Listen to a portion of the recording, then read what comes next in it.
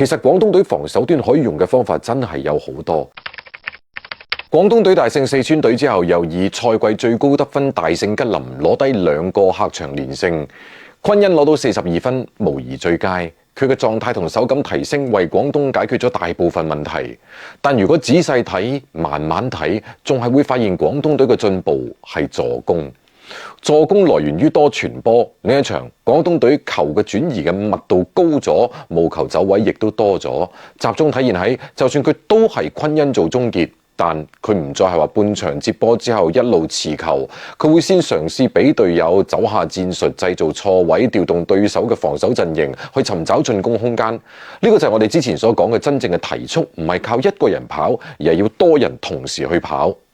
最近3場比賽，徐傑球權有所增加。第2節陣地戰裏邊有同焦柏橋做過1-5擋拆，效果都仲可以。咁仲有一點就係防守端嘅高位夾擊節奏感好咗，唔再機械咁樣去包夾對方嘅持球人，變相提前改變咗自己嘅防守形態。其實對手都喺度學習利用廣東隊嘅高位包夾習慣嚟到製造低位嘅得分空間。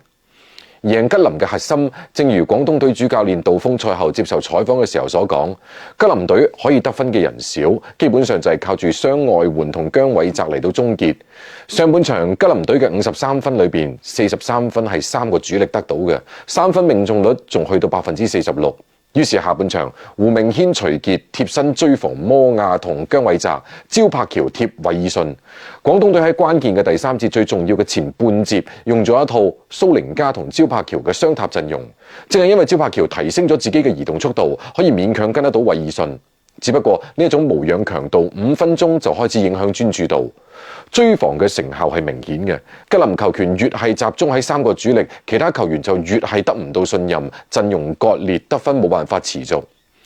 其實廣東隊防守端可以用嘅方法真係有好多，唔需要每一次都高位包夾持球人，保持追防，適當大延誤，甚至用沉退引誘對方攻內線，再從側翼過嚟補防，後衛去補翻個底角，適當突變高位夾擊，效果會好。當大家都喺度討論廣東係唔係需要引進一個更加高大強壯嘅內線外援嘅時候，或者更加應該先考慮籃板保護嘅卡位係咪已經做得足夠好？如果高位減少包夾，內線保護防守籃板嘅人數多咗，係咪可以提高卡位成功率呢？最後，焦柏橋喺第4節扭傷咗腳踝，受傷離場，或者係同運動強度有關，冇彩睇上去並唔係太過嚴重。下一場廣東隊返到主場有2日休整，而傷咗張寧同焦海龍嘅山西隊，首先要同深圳跑一場快節奏，再同廣東相遇。廣東隊嘅關鍵，保持走位同傳波嘅積極性，追防射手，仲有黃少傑同焦柏橋嘅犯規次數。